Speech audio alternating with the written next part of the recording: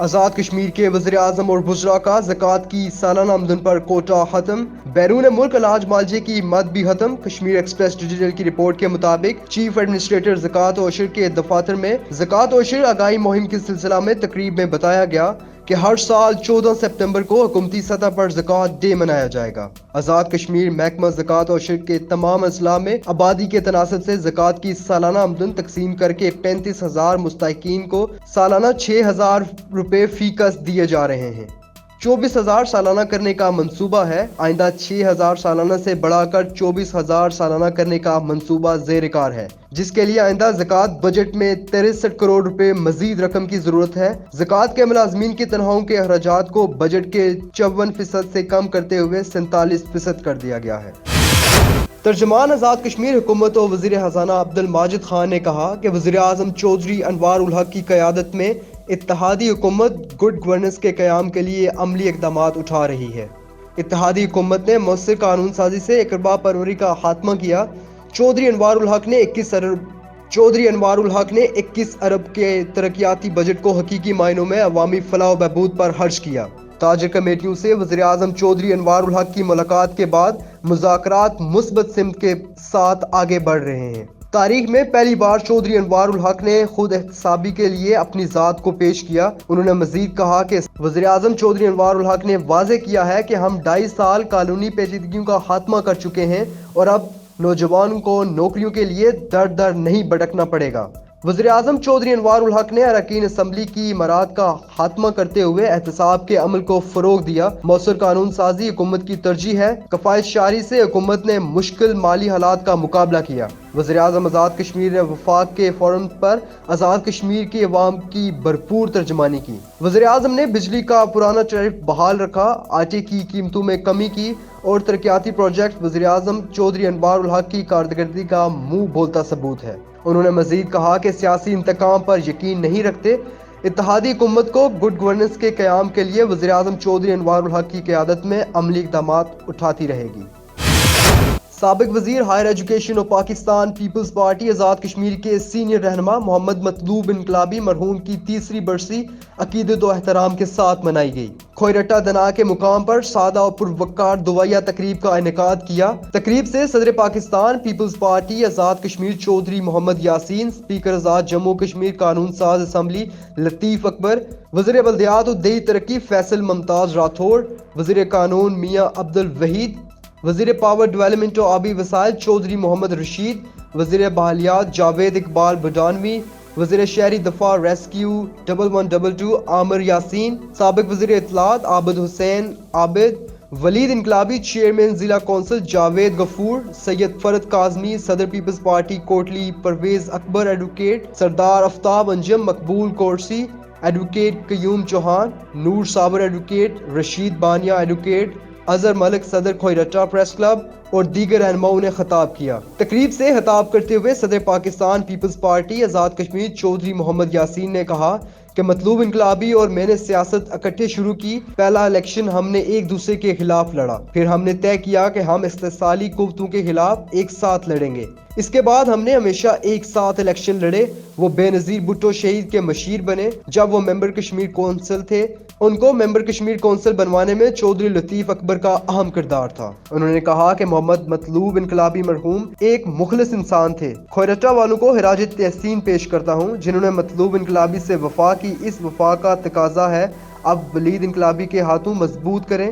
انشاءاللہ مجھے یقین ہے کہ حلقہ کھوئرٹہ سے ولید انقلابی ممبر اسمبلی منتخب ہو کر وزیر بنیں گے۔ دوپٹہ وجاڑہ کے مقام پر کوسٹر حادثہ کا شکار، 2 افراد جہاں بھاگ، 3 افراد زخمی۔ کشمیر ایکسپریس ڈیجیٹل کی رپورٹ کے مطابق کوسٹر دریائے جہلم کے کنارے جا گری۔ کوسٹر حادثہ صبح 5 بجے کے قریب پیش آیا۔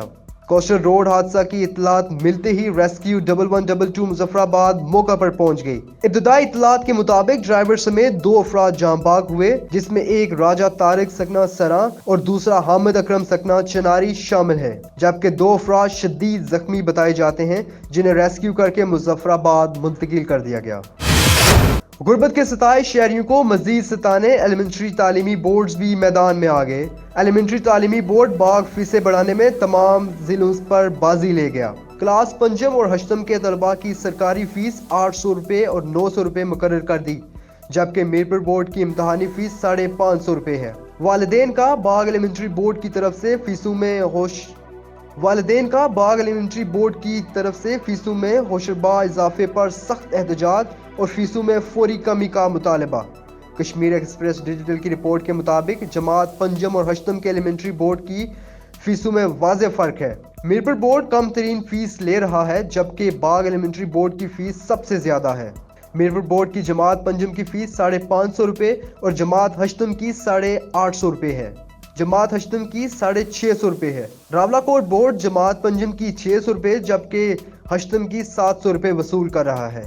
باغ ایلیمنٹری بورڈ کی 5ویں جماعت کی فیس 800 روپے جبکہ 8ویں جماعت کی فیس 900 روپے ہے، جو دیگر تعلیمی بورڈز کے مقابلے میں سب سے زیادہ ہے۔ ایک ہی ریاست میں ایلیمنٹری بورڈ کی فیسوں میں نمایاں فرق اور عوامی حلقوں نے تشویش کا اظہار کیا ہے اور حکومتی حلقوں سے فوری نوٹس لینے کا مطالبہ کیا۔ پیپلز انٹرنیشنل الائنس ٹرسٹ اور گرین ورلڈ پروڈکٹس کے اشتراک سے راولاکوٹ سینٹر میں فری میڈیکل کیمپ میں موجود ڈاکٹرز نے جدید ڈیوائس کے ذریعے مریضوں کا معائنہ کیا۔ مزید تفصیلات کشمیر ایکسپریس ڈیجیٹل کے نمائندہ حفصہ خورشید بیگ کی اس رپورٹ میں۔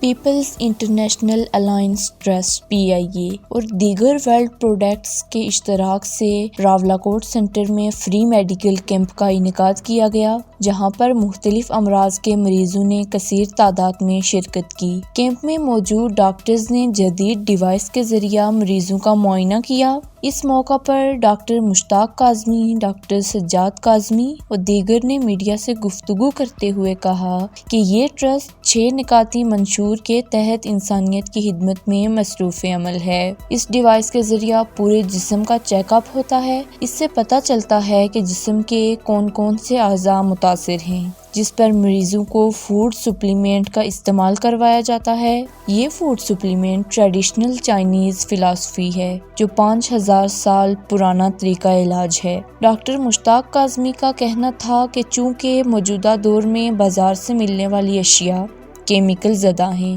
جس کی وجہ سے ہمارے جسم کو مکمل غذائیت نہیں ملتی اور ہمارا جسم متاثر ہوتا ہے، جس کے لیے ہم فوڈ سپلیمنٹ کا استعمال کرواتے ہیں۔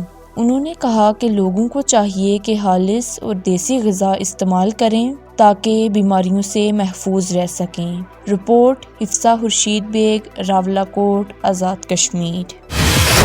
سیکریٹری جنگلات آزاد کشمیر سردار انصر یعقوب خان کا بمبر کا دورہ، دفاتر کی حاضری، محکمہ جنگلات کے پروجیکٹس کا معائنہ، فیلڈ میں عملی طور پر صورتحال کا جائزہ لیا، یادگار شہداء باکسر پر پھول چڑھائے۔ اس موقع پر سیکریٹری جنگلات نے کہا کہ وزیراعظم آزاد کشمیر چودھری انوار الحق کے خصوصی احکامات پر آزاد کشمیر کے جنگلات کی حفاظت ہماری ذمہ داری ہے۔ جملہ افسران اور اہلکاران جنگل کی اراضی، جنگل، درختوں کی حفاظت یقینی بنائیں، نئے پودے لگائیں، گرین پاکستان آزاد کشمیر کا مشن مکمل کیا جائے۔ انہوں نے مزید کہا کہ نجی اور سرکاری رقبے سے بھی درخت کاٹنے پر پابندی ہے۔ اس حوالے سے آرڈیننس بھی جاری ہو چکا ہے۔ باشعور شہری ریاستی جنگلات کی حفاظت کو اپنا شعار بنائیں۔